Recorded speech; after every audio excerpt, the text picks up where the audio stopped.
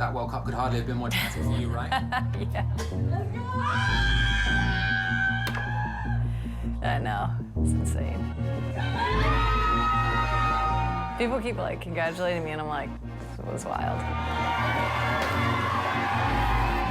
I don't even know what else to say. It was bananas.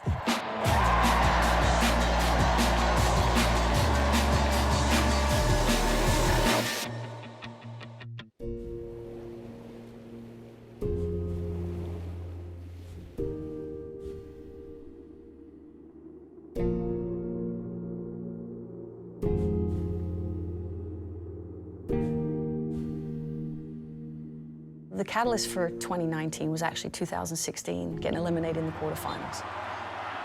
Dahlqvist wins it for Sweden, and the United States, the reigning Olympic champions and world champions, go out. It was that moment, it was kind of that stark reality slap in the face of when good teams get organized, can sit low on you, tactically flexible, we have to have more in our arsenal to counter that.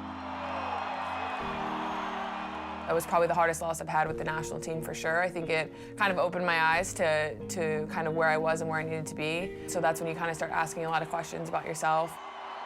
I said to them, it doesn't matter how many medals you have, caps you have. This is about now making this roster. Everything now we do is towards 2019. Knowing that players would be dissatisfied. You're cutting players, you're reducing contracts, you're bringing in young players, you're giving them opportunities. I made it hard for the players. It was hard. Do I think that they necessarily enjoyed that journey between the win in 2015 to the start of the 2019 tournament? Probably not. There's also all of the stuff that's happening off the field in terms of equal pay and things of that nature. Combine all of these things and you get this nice little perfect storm of, can the U.S. women's national team actually repeat as champions?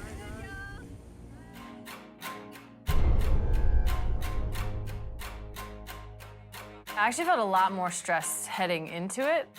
We had the lawsuit, and just in general, we're going to be the most popular team in the most popular event happening during the summer. So I felt like more stressed before, like, how's the team looking? Is everyone good? You get one time every 4 years, not only to play in a World Cup, but to like be on this stage. The 2015 winners, the United States, begin their defense of the trophy against Thailand in Group F. An evening they've been waiting for quite some time. It's like, hell yeah, we're finally in the spot where we want to be. Just time to go. It's time to perform. Chipping it, back post header, go! That game was pretty interesting, and it was kind of almost like, okay, welcome to the World Cup, and here you're going to get criticized for everything you do, whether good or bad. People are going to find something to talk about. I'm not going to rein my players in from expressing themselves or scoring goals when this is what we've spent some of them 16 years trying to get to. I think that actually would have been disrespectful to our opponent, regardless of who it was. If I'm going to get beaten, I want to get beaten by a team giving it their very best. Alex Morgan, it's her night. That was for us like years and years of preparation and joy after so much intensity, so much pressure, so much emotion. Even as the game was going, you started to see, as I like to call it, the discourse sort of bubbling up online almost instantaneously, you know, saying, okay, we have obviously a mismatch in the opening game. I think everybody knew that was going to be the case, but you have casual people tuning in for the first time and saying, I don't know if I like how this feels. But at the same time, the team that's actually at the center of it is never saying, okay, this is an insult to Thailand. That celebration is for Megan Rapinoe, not for any of us, and it is for her and her teammates. I always laugh when people try to bring up the term arrogance with our team, because I think we're actually quite opposite of that. And even if we were a little arrogant, if we were male footballers, that would just be considered confidence. Just in being who we are, we're just challenging the status quo and challenging, you know, what people's perceptions are about women. Five for Morgan. Come on. This is actually in the realm of possibilities of being a woman, being outwardly confident and being brash and being on the verge of cocky or whatever it means. 13-0 US. USA fans are celebrating this one. I sit here and I go, if this is 10-0 in a men's World Cup, are we getting the same questions, to be quite honest, you know? You want us to be great, but then when we're great, you don't want us to be that great. So I think they knew going in they were going to get pushed back about pretty much everything.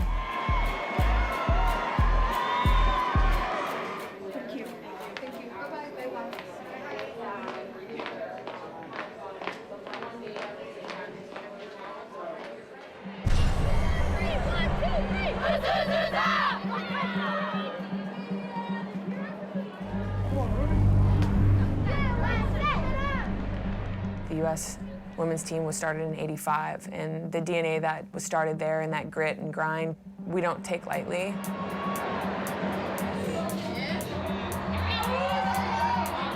In '85, in the first few games, they were playing Italy, and they really enjoyed the USA team that was playing on the field. So they were cheering for their team, but they started chanting USA.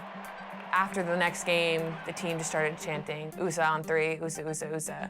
And so it stuck.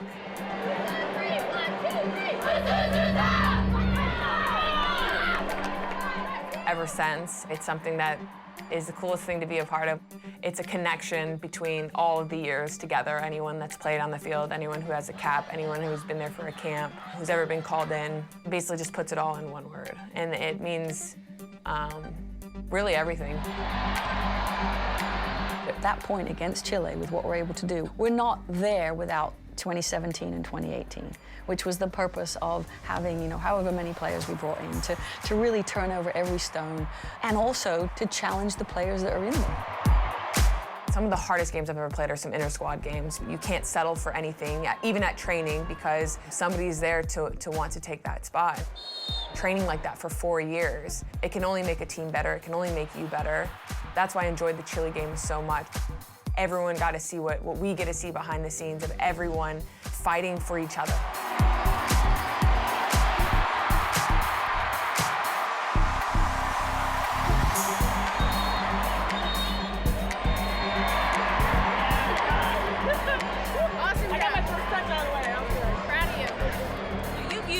Every player on this team besides the backup goalies, and we are only 2 games into this tournament. What does that say about the depth of this group? I mean, it's a great tribute to these guys. I mean, we've got a fantastic squad, a lot of depth, and I think it just builds the energy when everybody feels like they're a part of this, and which they are. And so I think it's just, you know, it's tremendous that everybody got in. Some coaches might have played their starting group the first 2 and then rested the third. But, you know, we thought it was really important for those players to be ready for the knockout stage and play a more physical team, respectfully a more challenging team in that last group stage game. So those players came in to kind of just amp the level up, just knowing there's going to be more involved here. Lindsay Horan will get her second of this World Cup. You have these talented players who are not just willing to step into any role that they're called upon, but can find strengths in that position. And Jill Ellis, I think, has always gotten the most credit for being like a manager who can manage people. She talked a lot about having this core 14, core 15, but then the full roster of 23, and knowing that she had pieces that she could drop in when she needed them.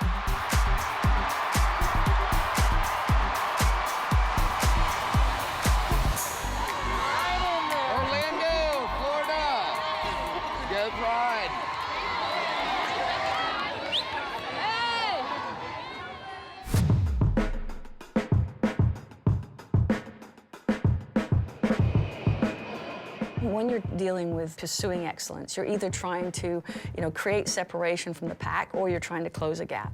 And that piece in there, that's the hardest piece.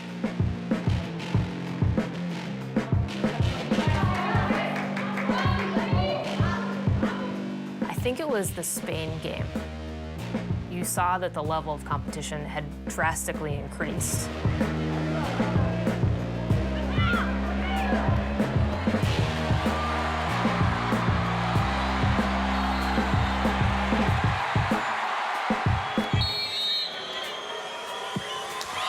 We call this game our banana peel game internally, our coaches, because this is a game that could potentially slip you up.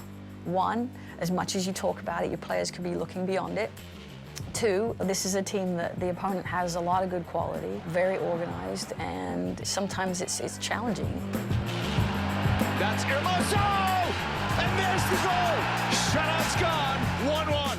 I think for us it was just important to stay in it as much as we could. Obviously they were a little heavy in the challenge. I really enjoyed that game because that goal didn't set people down, it lit a match, and I think that was kind of like the fire of the tournament is arised. It's do or die time now.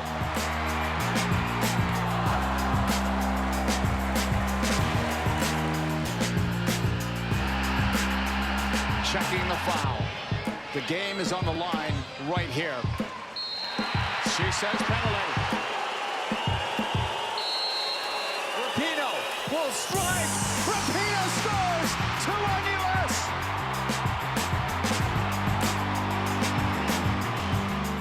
As stressful as that game was, I think to watch in person, that was the turning point of, listen, this game was the bigger challenge and they figured out a way to solve it. Spain gave the USA a scare, but the U.S. is still going to go on and face France on Friday in the quarterfinals.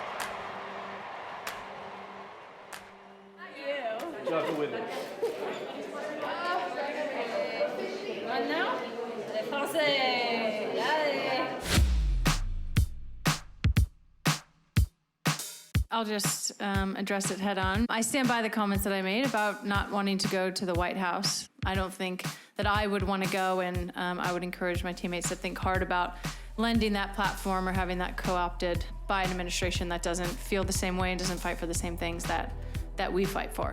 I know that it was serious, and it was like, that's just insane that a president would be doing that and like a very sort of consequential thing. But in the same sense, it didn't really feel like that. I think our team, again, did a good job of like acknowledging it and being like, this is insane. But then just sort of like moving on, and not that we, needed any extra motivation, but I think it did like bring the team together even a little bit more.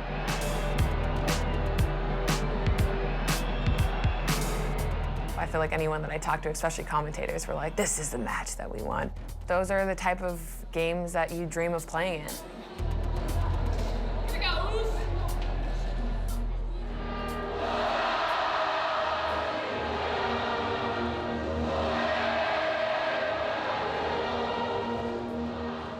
Did it meet my expectations in terms of what I thought it was going to be? Yes, and maybe even beyond. I was very proud to be a part of that night.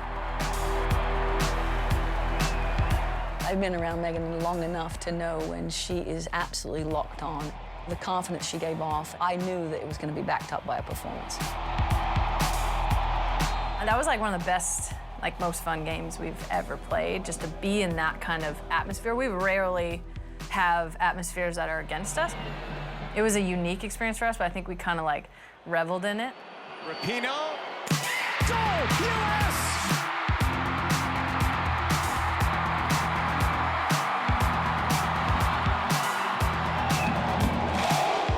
We had to really grind it out that game. But I feel like the mentality was just kind of like, we're gonna do what we have to do to win.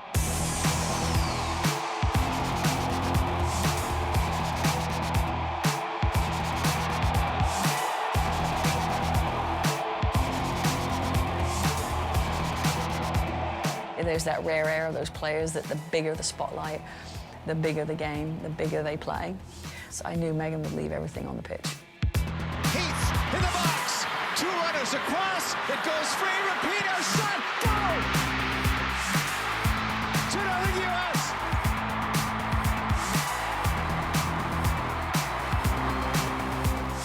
I think it was a showcase moment for our sport. Two phenomenal teams, an amazing atmosphere. It was just a phenomenal all-around show.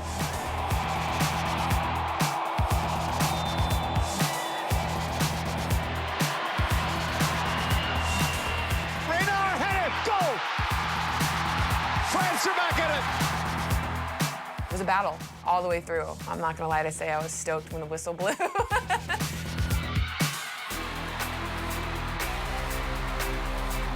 On a vu ce soir, malgré tout, qu'on n'était pas très loin des États-Unis, parce que je peux vous assurer que ça fait quelques années que je suis dans le circuit J'ai jamais vu les États-Unis finir à 5 derrière. Jamais. Jamais. We knew going in that that was going to be the matchup, but I don't think we knew going in that it was going to turn into the absolute spectacle that it turned into.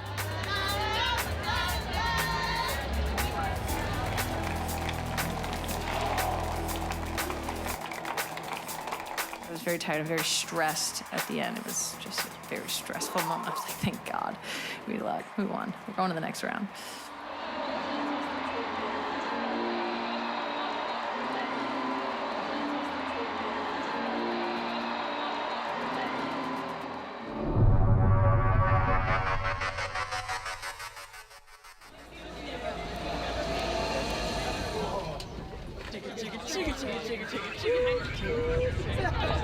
No, like there's two, like that's all for bags. Madame, monsieur, bonjour. Bienvenue à bord de notre TGV Inouï à destination de Lyon-Pardieu. Je suis Ellis. Oh my God. Feeding the machine is a full. What's in it? Baguette. Oh my God. For us, Lyon was definitely the end game, so to get there, finally go on that train was great for us. You know, we had been traveling every single match around the country, and we knew that we were going to finally be in the city for the semifinal and the final, pending us winning the semifinal. I said to our players, I'm not expecting a flawless game, because I think that's hard, that's a lot of pressure. But we've got to give our very best, and that's what I think we did in that England game. Megan Rapinoe not able to even jog for warm-up. That is alarming. Something's up. Yeah, I was stressful. I didn't do well on the bench. I was like, I'm not cut out for this. This is terrible. It's the one game I haven't watched back yet. It was a crazy game. It's in. Press with a header. No Rapinoe, no problem. When you get into those last few rounds or the knockout rounds, they're all like that. Goal! England have tied it! There's so much intensity. There's no gimmies in the World Cup. Horan, header, goal! Happy birthday, Alex Morgan! I was actually quite surprised by the reaction and it kind of taking off, and I guess I didn't think about it initially, but obviously I'm new to the celebration game.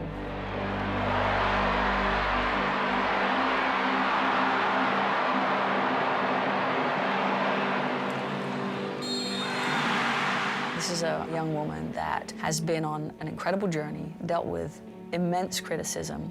She knew we had her back. Houghton is ready, so is Nair. Houghton shot, saved by Nair! That is one of my favorite celebrations of all tournament. It kind of was a big, I'm trying to say it correctly for TV, a big, right back at you, I guess is the best way to say it. That's what was so enjoyable about this tournament, because no one cared what anyone else said. We wanted to write our own story. It wasn't for anyone else to write. The talk tonight is going to be about Alyssa Nair. As the U.S. wins, they're on to the final.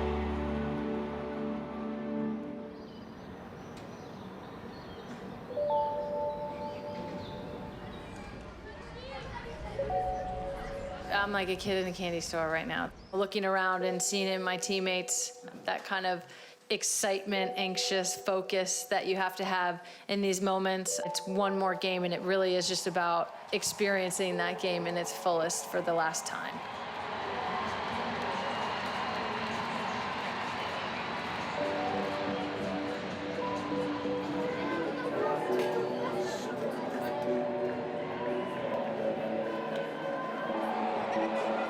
Thinking back to that tunnel, not that there was more doubt than there had ever been in past tournaments, but I feel like as you get older, I think you're a little more cautious. It takes a lot more to dive in without thinking of, the what ifs. What if we go down in the game? What if we have an injury? So I have all these things going through my head. It's like you're walking out in front of the biggest crowd you've ever played in front of, and the biggest moment in your life. It's kind of the moment we've all dreamed of. I was just trying to stay kind of neutral the whole tournament, not get too high on my highs or too low on my lows. So I feel like I just kind of had to take a breath and then get ready to go. Let's go! We were ready for whatever was thrown at us. We felt prepared, we felt confident, and I think it's like really empowering going onto the field and playing alongside people that you just know that you have their confidence and they have yours.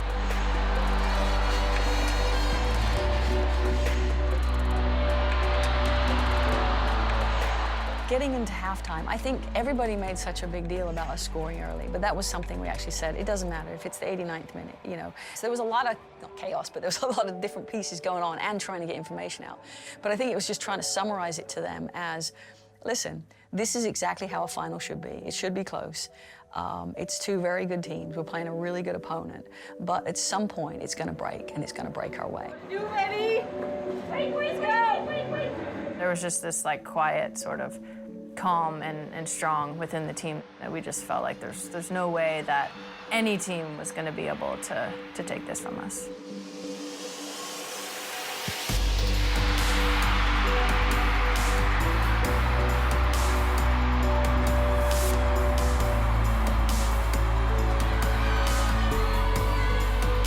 Rose up the middle. Looking, cutting, shooting, go! It was more relief than anything because I felt like we had controlled the game to an extent, and I felt like we kind of got that insurance goal and there was 20 minutes left, so I knew that like if we just kind of kept fighting the same way we had the whole game, that the game would be ours. I think especially being one of the favorites and being a team that's expected to win all the time, there's a bit of relief just in there of like, thank God we didn't lose. But then it's also just this surreal, you're like living this moment that you've dreamed about and you've been focusing on. And then you're like actually living it. It's like a bizarre thing. For the fourth time, the United States of America are crowned champions of the world.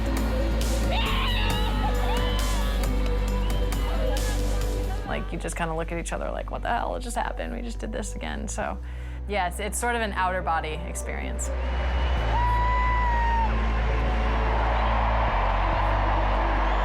We won!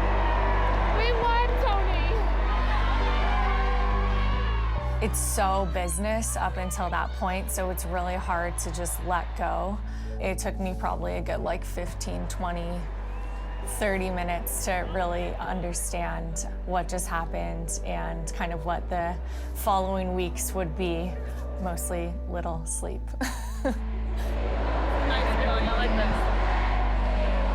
The most important thing in women's soccer is like the World Cup final, having that just be the vehicle for this bigger social movement and this like moment of consciousness between, 55,000 people in a foreign country was just exceptional.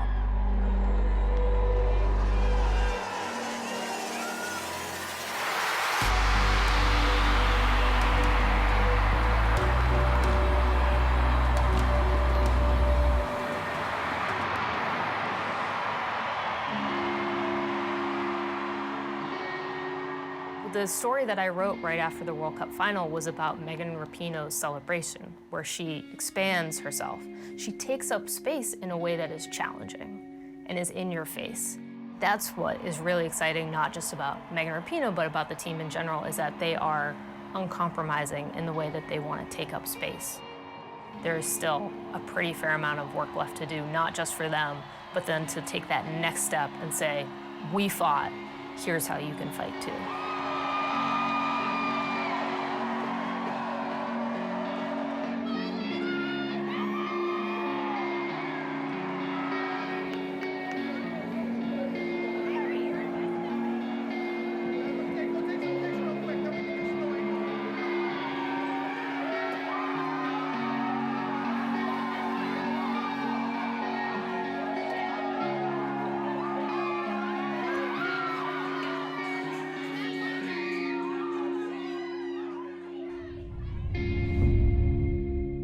So, thank you so much.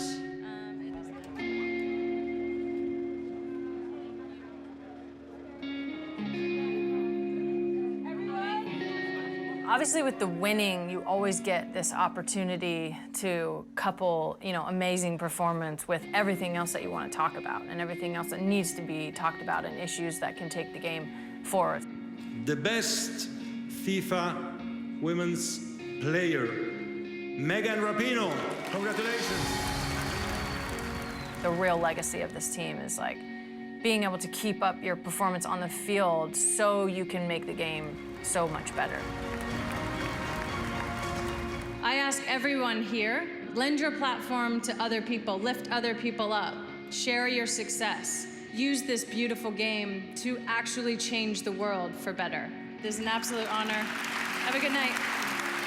But just try to enjoy every moment and really take the perspective like this period of time will never happen again. So to kind of maximize everything that you can and enjoy it and, you know, realize this is a really special time in your life, and then to have the bigger movement happening around it that is right now, and just sort of seeing the world change around you and having an impact and being able to kind of have a say and a seat at the table in that is pretty special. Hi. How you doing?